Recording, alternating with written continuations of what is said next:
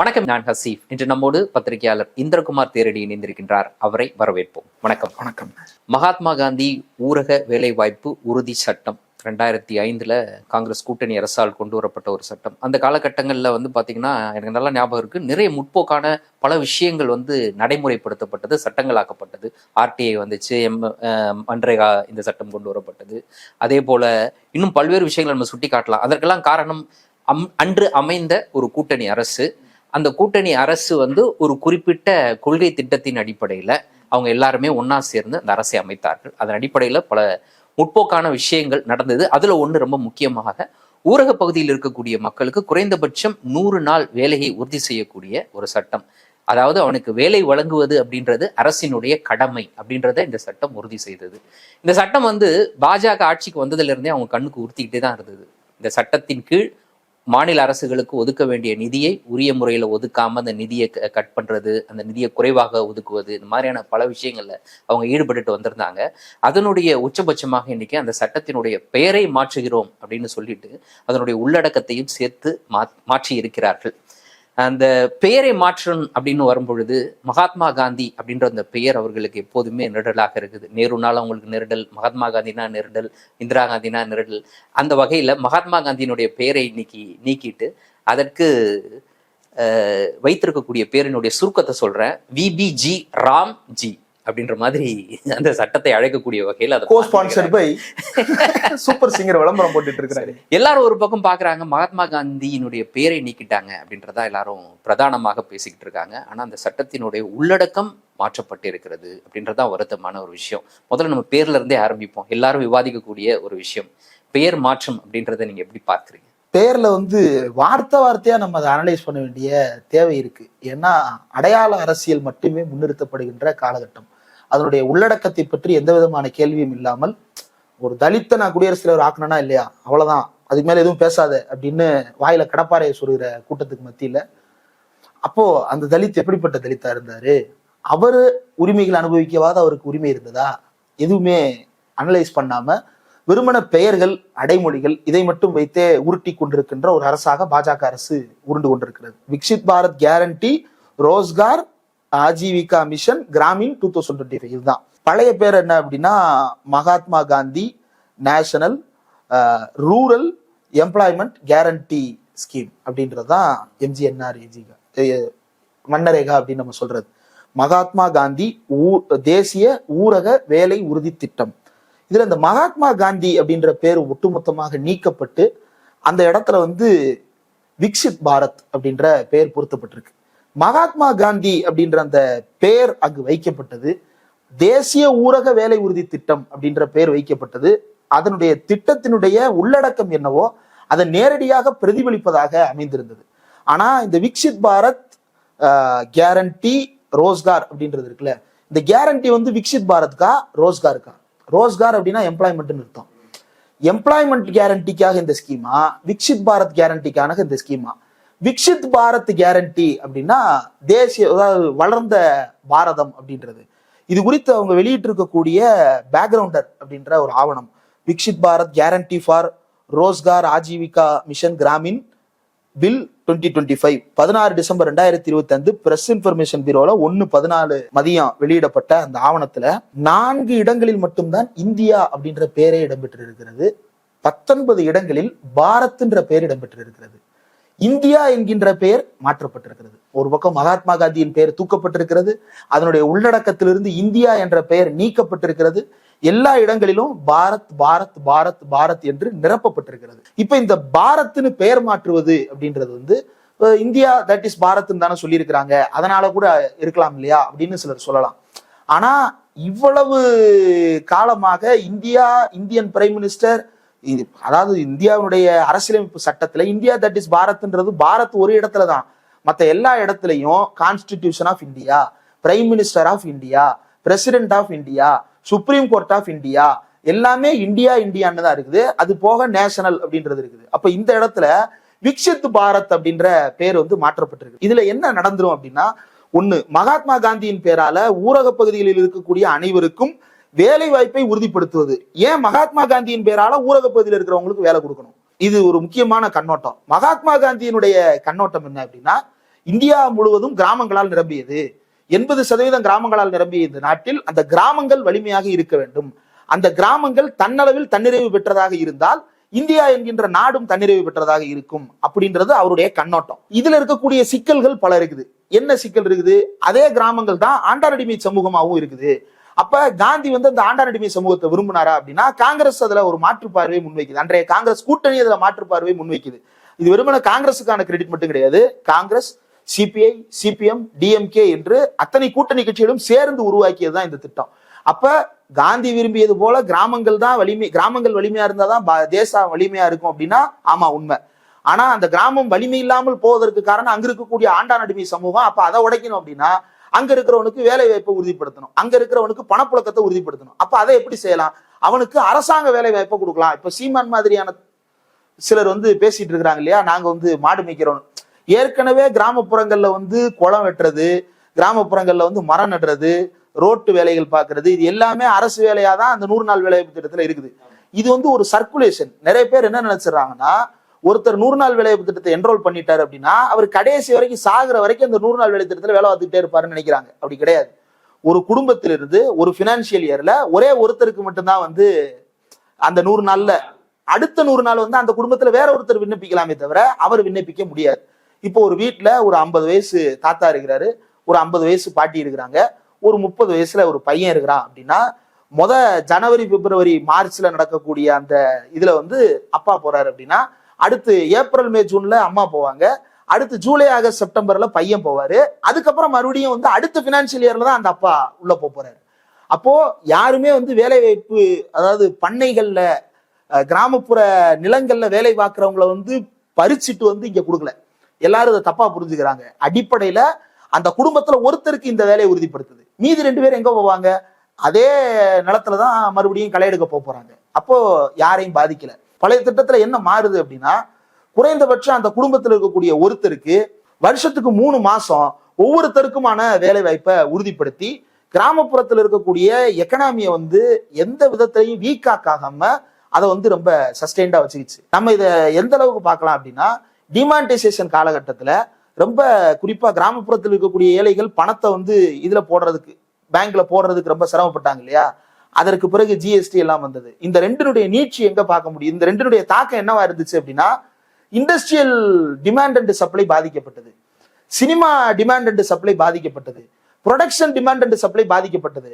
ஆனா இந்தியாவுடைய உணவுப் பொருள் உற்பத்தியில பாதிப்பு இல்லாம அது தொடர்ந்து நடந்து கொண்டே இருந்தது. அது ஏன் நடந்ததுன்னா, மகாத்மா காந்தி தேசிய ஊரக வேலை உறுதி திட்டம் இருந்ததுனால மட்டும்தான் மிகப்பெரிய பேரழிவை ஏற்படுத்தக்கூடிய பேரிடராக அமைந்த டிமானிட்டைசேஷனை தாண்டி கிராமங்கள் நிலைத்து நின்று சஸ்டெயின் ஆச்சு. ஜிஎஸ்டியை தாண்டி கிராமங்கள் சஸ்டெயின் ஆச்சு. காரணம், அவங்கள்ட்ட குறைந்தபட்சம் மாசம் ஒரு 2000 ரூபாய் அவங்க கையில நிக்குது. அவங்கள அன்றாட தேவைகளை பூர்த்தி செய்வதற்கு தேவையானவற்றை எல்லாவற்றையும் அவங்க செஞ்சுக்கிறதுக்கான வாய்ப்பை யார் உருவாக்கி தந்தாங்கன்னா, அன்றைய திமுக, காங்கிரஸ், கம்யூனிஸ்ட் கவர்மெண்ட் சேர்ந்து உத்தரவாதப்படுத்தி கொடுத்தது. இப்ப இதுதான் வந்து அந்த ஸ்கீமினுடைய அடிநாதம். இது அப்படியே ரிஃப்ளெக்ட் ஆயிருக்குதா? முதல்ல மகாத்மா காந்தி பேர் நீக்கப்பட்டது. இந்த பேர் நீக்கத்திற்கும் பிரதமர் மோடியினுடைய கடந்த கால சுதந்திர தின உரைகளுக்கும் ஒரு பெரிய தொடர்பு இருக்கு. நீங்க சுதந்திர தினம் அப்படின்னு வந்தாலே நம்ம எல்லாருக்குமே ஞாபகம் வர்றது காந்தி தான். சுதந்திர தினத்தன்னைக்கு பள்ளிக்கூடங்கள்ல மாறுவிட போட்டிலாம் நடத்துவாங்க. அப்ப பல பேர் பல வேஷங்கள் போட்டு வந்தாலும் காந்தி வேஷம் போட்டு வந்தான்னு அவனுக்கு தான் ஃபர்ஸ்ட் பிரைஸ். ஏன்னா அது ரொம்ப சிம்பிள். அவன் வந்து மொட்டை அடிக்க ரெடியா இருந்தா போதும், மொட்டை அடிச்சு காந்தியா வந்து நிற்பான். ஏன் அதை வந்து ஸ்கூல்ஸ் ஊக்குவிக்கிறாங்க? ஏன் வந்து பொதுஜனம் அதை வந்து ரசிச்சது? ஏன் பிள்ளைக்கு காந்தி வேஷம் போட்டு, எல்லா வீட்லயுமே சின்ன குழந்தைகள்ல காந்தி வேஷம் போட்டிருப்பாங்க, நேரு வேஷம் போட்டிருப்பாங்க, சுபாஷ் சந்திர போஸ் வேஷம் போட்டிருப்பாங்க, பாரதியார் வேஷம் போட்டிருப்பாங்க. இப்ப இந்த ஐகான்ஸ் யாருமே வந்து திலகர் வேஷம் யாரும் போடல, கோகலே வேஷம் யாரும் போடல, சாவர்கர் வேஷம் யாரும் போடல. பெரும்பாலும் போட்டது காந்தி, நேரு, பாரதி, இவங்க தான் போட்டாங்க. ஏன் வஉசி கூட போடுவாங்க? ஏன் இதெல்லாம் போடுறாங்க அப்படின்னா, இவங்கெல்லாம் வந்து அமைதியை விரும்பியவர்கள், நல்லிணக்கத்தை விரும்பியவர்கள். அப்ப இத மாற்றி ஒரு புதிய கதையாடலை வந்து அனைவருக்குமான இந்தியாவை யோசிச்சு, ஆமா, அனைவருக்குமான இந்தியாவை, ஒரு இன்க்ளூசிவ் இந்தியாவை யோசிச்சவங்க. காந்தி கிட்ட போதாமைகள் இருந்தது. ஆனா அவர் தான் வந்து தேசிய அளவுல ஒற்றுமைக்கான ஒரு சின்ன பாலம் வந்து அவர் ஒருத்தர் தான்.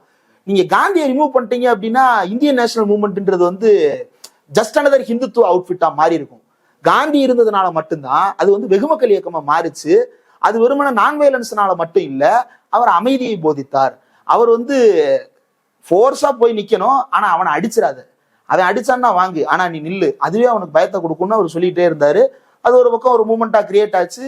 நீங்க ஒரு மேசிவான கிரௌட இப்படி உள்ள கூட்டிட்டு வர்றது இருக்குல்ல, அதுக்கப்புறம் அவங்கள நீங்க என்ன வேணாலும் பயன்படுத்த முடியும். ஆனா அவங்கள உள்ள கூட்டிட்டு வந்தாருல, இப்ப இப்படிப்பட்ட ஒரு சின்ன பாலத்தை வந்து, பெரிய பாலத்தை வந்து காந்தி போட்டார் இல்லையா, அந்த காந்தியின் பேரால் அந்த கிராமப்புறங்களை வளர்ச்சி அடைய வைக்க வேண்டும், அடிமைத்தனத்திலிருந்து விடுவிக்க வேண்டும், வேலை உறுதி செய்ய வேண்டும், பொருளாதாரத்தை சஸ்டெயின் பண்ணணும், உள்ள லோக்கல் இருக்கக்கூடிய வந்து எல்லா உற்பத்தி முதலான எல்லாவற்றையும் வந்து லோக்கல் இருக்கக்கூடிய உற்பத்தியை வந்து சஸ்டெயின் பண்ணி வைக்கணும். இது எல்லாத்துக்கும் காரணம் வந்து அந்த கவர்மெண்ட் வந்து இந்த ஸ்கீமை கொண்டு வந்தது. இது அப்படியே என்னவா மாறுது அப்படின்னா, Viksit Bharat guarantee for Rozgar Ajeevika mission Gramin 2025 மாறுது. பெயர் காரணத்தை பற்றி நம்ம பேசும்பொழுது நிறைய விஷயங்களை, ஏன் காந்தியினுடைய பெயர் இந்த சட்டத்திற்கு பொருத்த வேண்டும், சட்டத்திற்கு தேவை அப்படின்றத பத்தி விரிவா சொன்னீங்க. இப்ப நீங்க பேசும்போது ஒரு விஷயத்தை குறிப்பிட்டீங்க, அதுல இருந்தே இன்னைக்கு மாற்றம் அடைந்திருக்கக்கூடிய புதிதாக கொண்டு வரக்கூடிய சட்டத்தில் இடம்பெற்றிருக்கக்கூடிய விஷயத்தை பத்தி பேசலாம். முதல்ல இந்த கிராமப்புறங்களில் இருக்கக்கூடிய மக்கள், அந்த பகுதியில் இருக்கக்கூடிய நிலஜுவாந்தார்கள், மிகப்பெரிய அளவுக்கு நிலத்தை வைத்துக் கொண்டிருப்பவர்கள், அவர்களினுடைய கட்டுப்பாட்டின் கீழே இல்ல அவர்களுடைய கருணையின் கீழே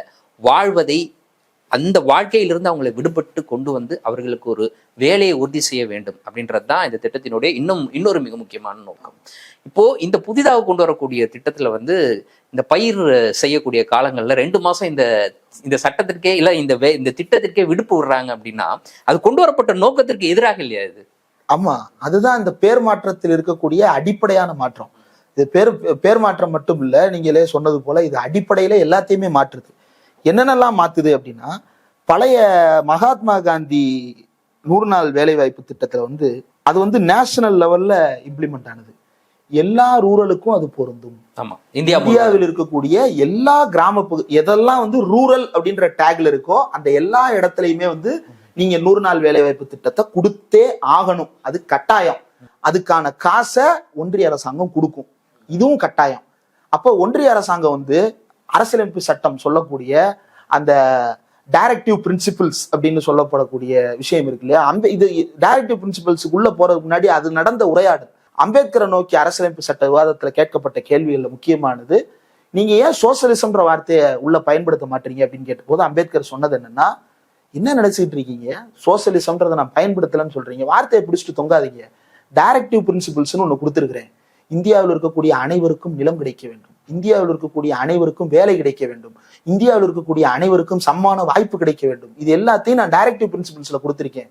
ஒரு கான்ஸ்டிடியூஷன்ல டைரக்டிவ் பிரின்சிபிள்ஸ் கீழே இருக்கக்கூடிய நூற்றுக்கணக்கான ஆர்டிகிள்ஸை வந்து நான் சோசியலிஸ்ட் ஆர்டிகிள்ஸா ரெடி பண்ணி வச்சிருக்கிறேன். இதை போய் நீங்க சோசியலிஸ்டுக்கு எதிராக இருக்குன்னு சொன்னீங்கன்னா நீங்க என்ன படிக்கிறீங்க அப்படின்னு சொல்லிட்டு அம்பேத்கர் வந்து காட்டமா ரிப்ளை பண்ணாரு. அப்ப அது ரொம்ப முக்கியமானது அந்த டைரக்டிவ் பிரின்சிபிள்ஸ். அதனுடைய அடிப்படையில தான் எல்லாருக்கும் வேலை வாய்ப்பு உறுதிப்படுத்துவது, எல்லாருக்கும் வந்து அரசியலமைப்பு சட்டத்தினுடைய முகப்புரை என்ன சொல்லுது, எல்லாருக்கும் வந்து நீதியை வழங்க வேண்டும், ஈக்குவாலிட்டியை வழங்கணும். அப்ப ஜஸ்டிஸ், ஈக்குவாலிட்டி எதன் அடிப்படையில, வெறுமன சோசியலா மட்டுமா, எக்கனாமிக்கலாவும் அவங்களை ஈக்குவல் ஸ்டேட்டஸ் கொண்டு வரணும்ன்றது இந்திய அரசியலமைப்பு சட்டத்தின் முகப்புரை வழங்குகின்ற கடமை, டைரக்டிவ் பிரின்சிபிள்ஸ் வழங்குகின்ற வழிகாட்டல், இந்த இரண்டையும் பின்பற்றி தான் இந்த திட்டம் வந்து கொண்டு வரப்படுது. இப்ப இதுக்கு அப்படியே மாறாக இப்ப என்ன பண்ணிட்டாங்க அப்படின்னா, இந்த புதிய விக்ஷித் பாரத் ஸ்கீம் வந்து என்ன பண்ணிருச்சுன்னா, எம்ப்ளாய்மெண்ட் வந்து யூனியன் கவர்மெண்ட் நோட்டிஃபை பண்ற ஏரியாஸுக்கு மட்டும்தான், இந்தியா முழுக்க கிடையாது. யூனியன் கவர்மெண்ட் எங்க நோட்டிஃபை பண்ணுவாங்கன்னு நம்மளால எளிதா விளங்கி கொள்ள முடியும். அவங்க ரொம்ப அழகா நோட்டிஃபை பண்ணுவாங்க. எப்படின்னா, உத்தரப்பிரதேசத்துல அடுத்த வருஷம் எலெக்ஷன் வர போகுதுன்னா உத்தரப்பிரதேசத்துல இருக்கக்கூடிய கிராமங்களுக்கு இந்த நோட்டிபிகேஷன் போடுவாங்க. 100 நாள் வேலை திட்டம் அங்க மட்டும் தான் செல்லும். 125 நாள் 125 நாள் அங்க மட்டும் செல்லும். ஆமா, இந்த 125 நாள்னு சொல்றாங்களே, இந்த 125 நாளாவது உருப்படியா இருக்கான்னா, 100 நாள் வேலை திட்டத்தில் 100 நாளுமே அப்படியே இருக்கும். 100 100 100 அப்படின்னு சொல்லிட்டு 365 டேஸும் சுத்திக்கிட்டே இருக்கும். அந்த ஸ்கீம் வந்து ரொட்டேஷன்ல போய்கிட்டே இருக்கும். ஆனா இது வந்து அப்படி கிடையாது. ஒன்றிய அரசாங்கம் என்ன வழிகாட்டுதலை கொடுக்கிறதோ அந்த வழிகாட்டுதலின் அடிப்படையில் தான். அந்த பேக்ரவுண்டர்ல அவங்க ரொம்ப தெளிவா சொல்லியிருக்கிறாங்க, planning will be undertaken by Viksit Gram panchayat plans. கிராம பஞ்சாயத்துல தான் பிளானிங் நடக்கும். அதை யாரு ப்ரிப்பேர் பண்ணுவா? கிராம பஞ்சாயத்தை ப்ரிப்பேர் பண்ணும். அது எதோட இன்டகிரேட் ஆகணும்னா, நேஷனல் ஸ்பேஷியல் பிளானிங் சிஸ்டம்ஸ் அதோட சேர்த்து இது வந்து இன்டகிரேட் ஆகணும். இது எதை நோக்கியதாக இருக்கணும் அப்படின்னா, to advance towards national vision of Viksit Bharat 2047. அதாவது விக்ஷித் பாரத் 2047 அப்படின்ற நேஷனல் விஷன்ல அவங்க என்ன கைட்லைன்ஸ் வைக்கிறாங்களோ அதோடு தொடர்புடைய திட்டங்களை மட்டும்தான் கிராம பஞ்சாயத்துகள் மேற்கொள்ள முடியும். சரியா புரிஞ்சுக்கொள்ளணும்னா ஒரு கிராமத்துல வெவ்வேறு வகையான தேவைகள் இருக்கும். அந்த தேவைகளின் அடிப்படையில தான் இப்போது வேலை வாங்கப்பட்டு வருது. ஒரு கிராமத்துல வந்து சாலை அமைக்க வேண்டிய தேவை இருக்கும், ஒண்ணுல வந்து ஏரி அமைக்க வேண்டிய தேவை இருக்கும், குளத்தை தூர் வாங்குறது இருக்கும். சோ இவங்க சொல்றது வந்து நாங்க மேல இருந்து சொல்றோம். ஆமா, இப்படி அதை மட்டும் செய்யுங்க. இப்படி எந்த தேவையுமே இல்லைன்னு வைங்களேன், இருக்கிற மரங்களை சரி பண்ணுவாங்க. எல்லா மரமும் இருக்கு, இதுக்கு மேல என்ன பண்றதுன்னு தெரியலையா, இன்னொரு 100 மரத்தை நடுவாங்க. ஏதோ ஒரு வேலையை அவங்க செஞ்சுக்கிட்டே இருப்பாங்க. அப்ப இது எதையுமே இப்ப இது வந்து என்ன சொல்றாங்கன்னா, நாங்க கிராமங்களுக்கு வந்து அதிக தன்னாட்சி கொடுக்குறோம் அப்படின்ற ஒரு வெளிப்படையான வார்த்தையை மட்டும் சொல்றாங்களே தவிர அது செயல் வடிவத்தில் அப்படி இருக்குதானா கிடையாது.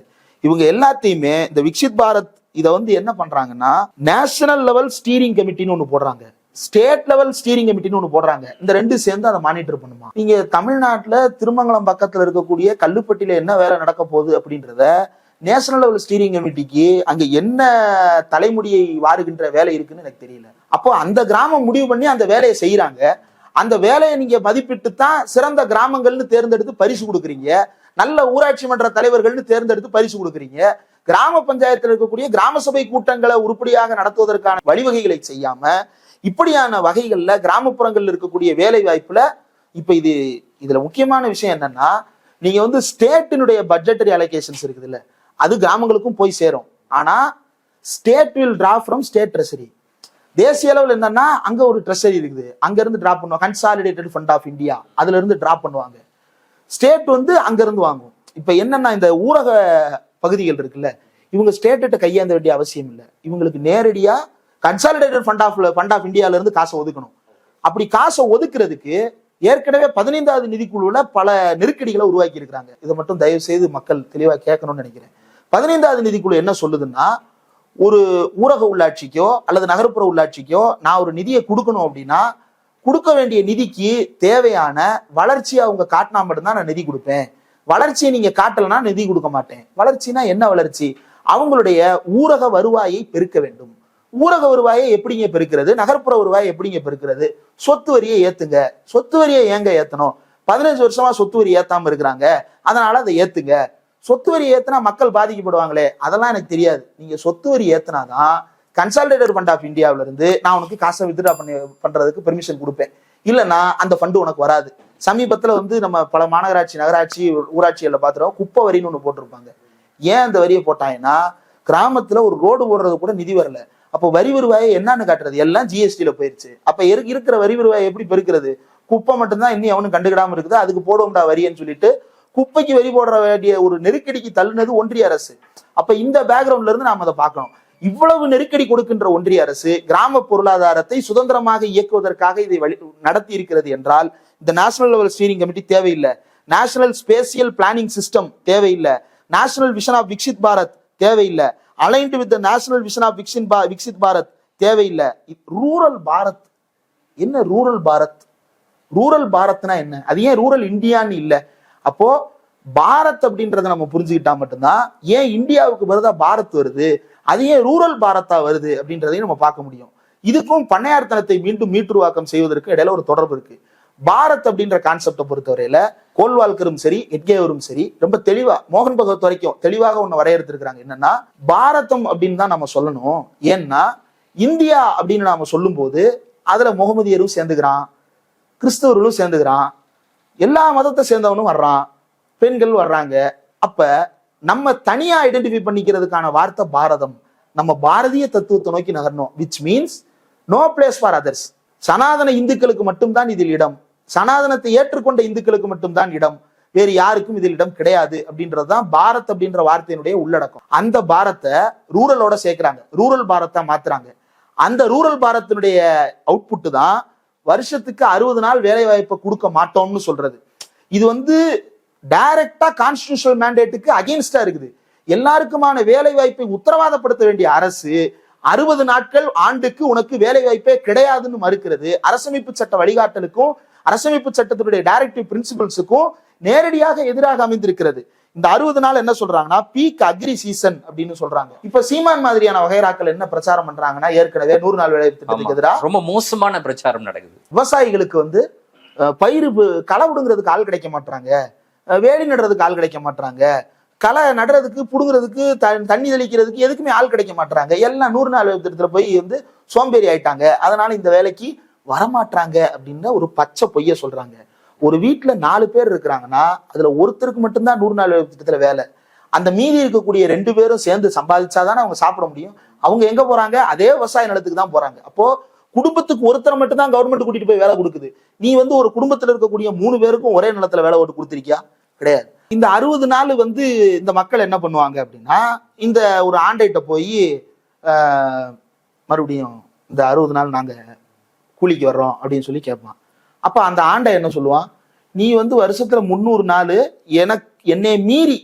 என்னை மீறி கவர்மெண்ட்ட போய் வேலை வாங்குற, காசு வாங்குற, இப்ப மட்டும் நான் உனக்கு காசு கொடுக்கணுமா? பாரு, ஒரு நாளைக்கு 100 ரூபா தான் கொடுப்பேன், வர்றியா இல்லையா அப்படின்னு பேசுவான். இப்ப இவங்க என்ன பண்ணுவாங்க? அந்த 60 நாள் வேலை இல்லை. அப்ப அந்த 60 நாள் வேற வழி இல்லாம அந்த 100 ரூபாய்க்கு போவாங்க. அப்ப வேற வழியே இல்லாமல் மீண்டும் ஆண்டான் அடிமை சமுதாயத்தை மக்கள் ஏற்றுக்கொள்ளுகின்ற ஒரு நிலையை நோக்கி நகர்த்தும்.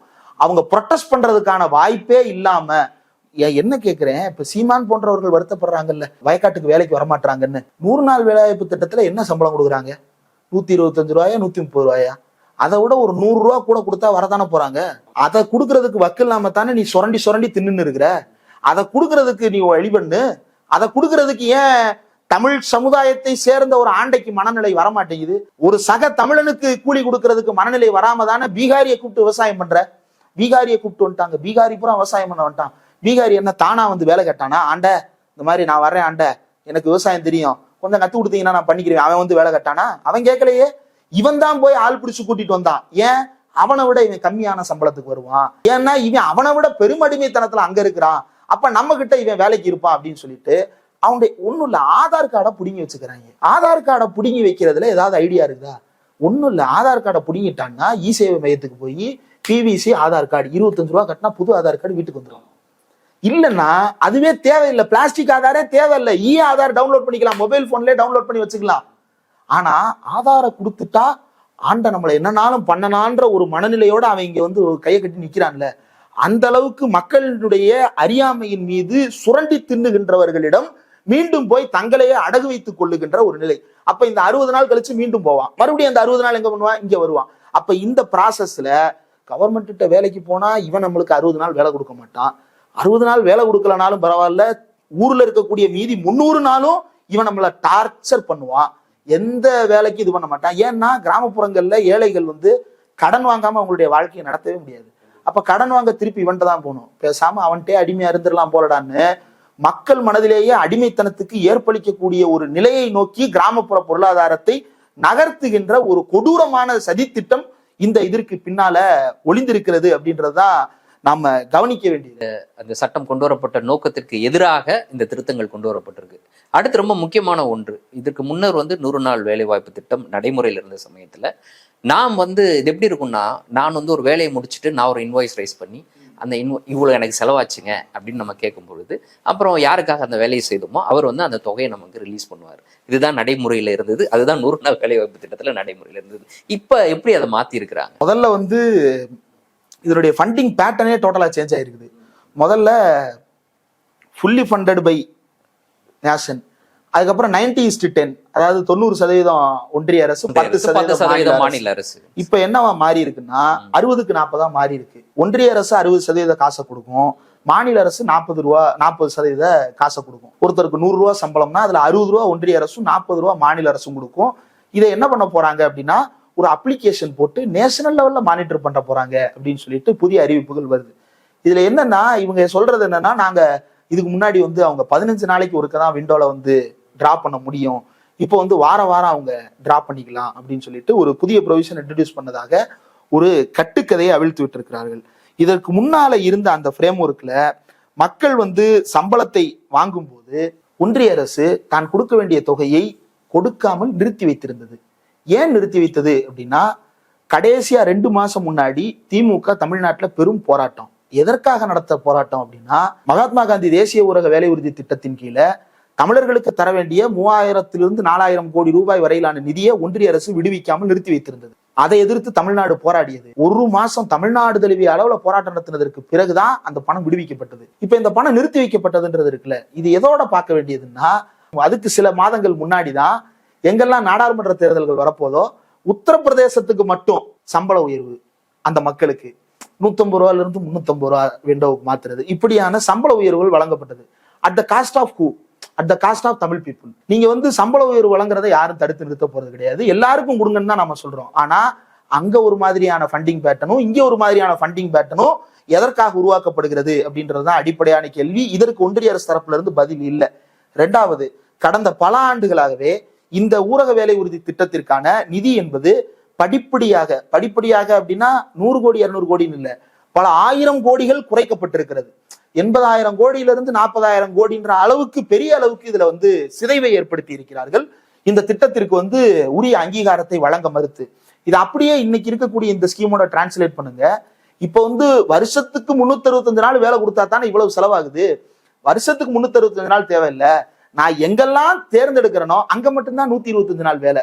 அந்த 125 நாள் முடிஞ்சதுக்கு பிறகு நேஷனல் டோல் ஸ்டீரிங் கமிட்டி வந்து மறுபடியும் ரிவ்யூ பண்ணி மறுபடியும் அதை மாத்தும். அப்ப எங்க வந்து தனக்கு சாதகமான அனுகூலமான இடங்கள் இருக்கிறதோ அங்க மட்டும் இதை மாத்துறது. இந்த பட்ஜெட்டரி கன்ஸ்ட்ரெயின்ஸ் வந்து ஏற்கனவே ஒரு பக்கம் நெருக்கடி, இன்னொன்னு மாநில அரசுக்கு ஏற்கனவே நிதி நெருக்கடி இருக்கிற சூழ்நிலையில மேலும் அதிகமான நிதியை மாநில அரசு செலவு பண்ணுவதற்கு மாநில அரசுக்கு தள்ளுவது.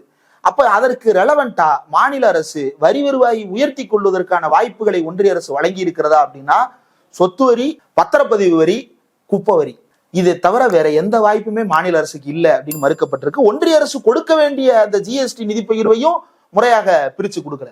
தமிழ்நாடு 6,36,000 கோடி நேரடி வருவாய் கொடுத்திருக்குது, ஆனா திரும்ப பெற்றது 4.5 லட்சம் கோடி தான்.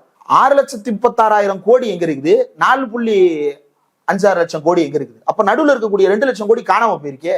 ஏற்கனவே 2 லட்சம் கோடியை சுருட்டி இந்த 4 லட்சம் கோடியில ஏற்கனவே கூடுமான அளவுக்கு தமிழ்நாடு அரசு நிதியை சமாளித்து அதுபோக வெளிநாட்டு வங்கிகள்ல இருந்து நிதி வாங்கி செயல்படுத்துற சூழ்நிலையில இப்ப இது என்னவா மாறும் அப்படின்னா, இதோட எவல்யூஷன் எப்படி போகும்னா, இந்த 40% தமிழ்நாடு அரசு கொடுப்பதற்கு நிதியால் தடுமாறும் போது ஒன்றிய அரசு வேற ஒரு மாற்று திட்டம் கொடுக்கும். என்னன்னா, நீங்க ஏன் வந்து ஜப்பான் சாஃப்ட் பேங்க்ல கடன் வாங்கக்கூடாது, நீங்க ஏன் ஏசியன் டெவலப்மெண்ட் பேங்க்ல கடன் வாங்கக்கூடாது, நம்ம உள்ளூர்லயே ஆர்பிஐ இருக்கே அதுல ஏன் கடன் வாங்கக்கூடாது? அப்ப அந்த கடனுக்கு வட்டி யார் கட்ட போறோம்? நம்ம தான் கட்ட போறோம். அப்போ ஒன்றிய அரசு 40% கொடுன்னு நம்மளுக்கு அழுத்தம் கொடுத்தது மட்டும் இல்லாம இருக்கிற ஃபண்டை ட்ரை அவுட் பண்ணதும் இல்லாம கூடுதலாக வட்டி கட்ட வேண்டிய சுமையையும் தமிழ்நாட்டுடைய தலைமை, இது எல்லா மாநிலத்துக்கு தான் நிலைமை, இப்படியாக ஏத்தி கொண்டிருக்கிறது.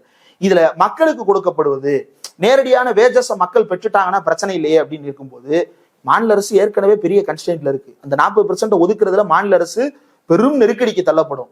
இதன் மூலமாக நடக்க போற விளைவு என்னன்னா, மாநில அரசாங்கத்தின் மீது மக்கள் நம்பிக்கை இழக்க வேண்டும். அதுதான் இதனுடைய பாரதூரமான விளைவு. மாநில அரசாங்கம் 40% காசை ஒழுங்கா போட்டா என்னப்பா அப்படின்னு லோக்கல்ல ஒருத்தன் பிரச்சாரம் பண்ணி நம்ம எடப்பாடி பழனிசாமி கேட்பாரு, 40% நீ கொடுத்தியா அப்படின்னு தான் கேட்பாரு. 60% அவன் கொடுத்தானான்னு கேட்க மாட்டாரு. இதுக்கு முன்னாடி 90% அவன் கொடுத்துட்டு இருந்தானே மாறிச்சு அதையும் கேட்க மாட்டாரு. அப்ப மக்களுடைய நம்பிக்கை, மக்களுக்கு வந்து ஒன்றிய அரசாங்கம் அப்படின்னா 2 தான். ஒண்ணு அவன் பட்ஜெட் போடுவான், இன்னொன்னு ரயில் விடுவான். வேற எதுக்குமே ஒன்றிய அரசாங்கத்துக்கும் இதுக்கும் தொடர்பு, சிலிண்டர் வருது அதுக்கும் ஒன்றிய அரசாங்கத்துக்கு தொடர்பு இருக்கா? தெரியாது. பெட்ரோலுக்கு ஒன்றிய அரசாங்கத்துக்கு தொடர்பு இருக்கா? தெரியாது. ஜிஎஸ்டிக்கு ஒன்றிய அரசாங்கம் தெரியாது, எதுவுமே தெரியாது. அப்ப மக்களிடம் அறியாமையை பயன்படுத்தி இந்த எல்லா பாவங்களையும் பழிகளையும் மாநில அரசின் மீது ஏற்றி மாநில அளவில் இருக்கக்கூடிய அரசின் மீது நம்பிக்கை இழக்க வைப்பது. அப்ப அவன் என்ன பண்ணுவான்? மீண்டும் மீண்டும் தன்னை ஒரு அடிமைத்தனத்துக்குள்ளேயே குறுக்கி கொள்ளக்கூடிய நிலை. இதுல இந்த சம்பளத்தை கரெக்டா கொடுப்பானா, நான் வந்தா ஏர்மார்க் பண்ணிடுறானே, இந்த திட்டத்துக்கு இந்த ஏரியால மட்டும்தான் இந்த ஸ்கீமை செயல்படுத்தணும், இந்த ஏரியால இந்த ஸ்கீமை செயல்படுத்துறதுக்கு இவ்வளவுதான் ஃபண்டு, இந்த ஃபண்டுக்கு இவ்வளவு பேர் தான் வேலைக்கு எடுக்கணும், இவ்வளவு பேருக்கு தான் வேலை கொடுக்கணும் அப்படின்னு சொல்லிட்டு அவன் ஏற்கனவே ரெஸ்ட்ரிக்ட் பண்ணிடுறான். அப்போ இது உண்மையிலேயே ஏற்கனவே இருக்கக்கூடியதற்கு இன்னொரு 25 நாள் கூடுதல் சம்பளம் கொடுக்க போறாங்களான்னா கிடையாது. இது எப்படி புரிஞ்சுக்கலாம்? இப்போ இந்தியா முழுவதும் 100 நாள் வேலையில எல்லாருக்கும் கிடைச்சிக்கிட்டு இருந்தது.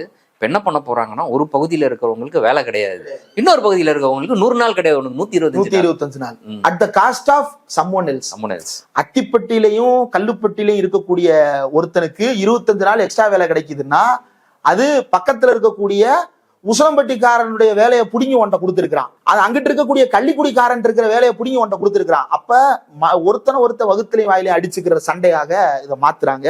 இதுதான் இன்னும் பெரிய ஆபத்து. அப்போ மாநில தன்னாட்சிக்கு பாதிப்பு, நிதி பகிர்வில் பாதிப்பு, பொருளாதார தன்னாட்சிக்கு பாதிப்பு. இன்னொன்னு, இந்த கிராமப்புற இதுல வந்து ஏற்கனவே இருந்தது என்னன்னா, பல கம்யூனிட்டி லெவல் செக்ஸ் இருக்குது இல்ல, அந்த லோக்கல்ல இருக்கக்கூடிய வில்லேஜ் அட்மினிஸ்ட்ரேட்டிவ் ஆஃபீஸருடைய கை அதில் இருக்கிறது, டிஸ்ட்ரிக்ட் கலெக்டர்கிட்ட போய் மனு கொடுக்கறது இருக்கிறது, இவ்வளவு ப்ரொவிஷன்ஸ் இருக்குது இல்ல. இது எல்லாத்தையும் நெகேட் பண்ணிட்டு நான் உனக்கு ஒரு அப்ளிகேஷன் கொடுக்குறேன், அதுல நீ ரிஜிஸ்டர் பண்ணா உண்டு. நீங்க யோசிச்சு பாருங்க, ஐடி கம்பெனில எவ்வளவு பேர் வேலை பார்க்குறாங்க, எத்தனை பேர் ஒர்க் ஃப்ரம் ஹோம் பண்றாங்க, அதுல எவ்வளவு பேர் காலையில கரெக்டா வேலையை ஆரம்பிக்கும் போது லாகின் பண்ணி வேலையை முடிக்கும் போது லாக் ஆஃப் பண்றாங்க. ஐயோ இன்னைக்கு லாகின் பண்ண மறந்துட்டேன்டான்னு சொல்லிட்டு நைட்டு லாகின் பண்ணி மறுநாள் காலையில லாக் அவுட் பண்றது, 8 மணி நேரம் வேலை பார்த்தா கணக்காட்டுறதுக்கு. அப்ப இது மாதிரியான மோசடிகளையும் இது அங்கீகரிக்குதே. உத்தரப்பிரதேசத்துல நாளைக்கு ஒரு ஏரியால எலெக்ஷன், அவங்களுக்கு காசை கொண்டு போய் கொடுக்கணும். அப்ப என்ன பண்ணுவான், போடுறா ஒரு 500. ஏற்கனவே எலெக்ஷன் கமிஷன் ஆஃப் இந்தியாவே மொட்டையடிச்சவன். எலெக்ஷன் கமிஷன் ஆஃப் இந்தியா வெப்சைட்லயே புகுந்து ஃபேக் என்ட்ரிஸ் போட்டு ஓட்ட பூரா திருடிட்டு போனவன் இவன் என்ன பண்ணுவான், ஒரு 2000 பேரை தேர்ந்தெடுத்து இவனுக்கு பூரா காசு கொடுக்கணும். நம்ம ஏன் சொந்த காசை கொடுத்துக்கிட்டு, அதான் இருக்க கவர்மெண்ட் ட்ரெஸரி காலி பண்றா, அவனை பூரா ஃபேக் என்ட்ரி போட விடுறா, அவன்கிட்ட இருக்கிற கால் சென்டரை வச்சு ஃபேக் என்ட்ரி போட விடுறா, அவனுக்கு வித்ரா பண்ணி கொடுறா சம்பளத்தன்னு ஒரு ஏமாற்றுத்தனத்தை, ஒரு ஏமாற்று பேர்வழிகளை ஊக்குவிக்கின்ற வகையில் இந்த திட்டம் புதிதாக வடிவமைக்கப்பட்டது. இது விக்சித் பாரத் கிடையாது. இது இந்தியர்கள் மண்டையில் விக்சி தடவி ஏமாற்றுகின்ற ஒரு திருட்டுத்தனம், கடுமையான வார்த்தைகள் தான் வெளிப்படுது. ஆனாலும் மகாத்மா காந்தி பேர்ல வந்த ஒரு ஸ்கீமை இப்படி சீரழிக்கிறாங்களே அப்படின்றத பார்க்கும்போது, ஒவ்வொரு கிராமத்தில் இருக்கக்கூடிய ஏழைகளின் வாயில் வயிற்றில் அடித்து இந்த ஒன்றிய அரசு தன்னை காப்பாற்றிக் கொண்டு மாநில அரசுகளை வலுவிழக்க வைக்கின்ற வேலைகளை செய்து கொண்டிருக்கிறது. இன்றைய தினம் எங்களோடு இணைந்து பல்வேறு தகவல்களையும் கருத்துக்களையும் பகிர்ந்து கொண்டமைக்கு நன்றி. மீண்டும் ஒரு நேர்காணலில் சந்திப்போம். நன்றி நண்பர்களே.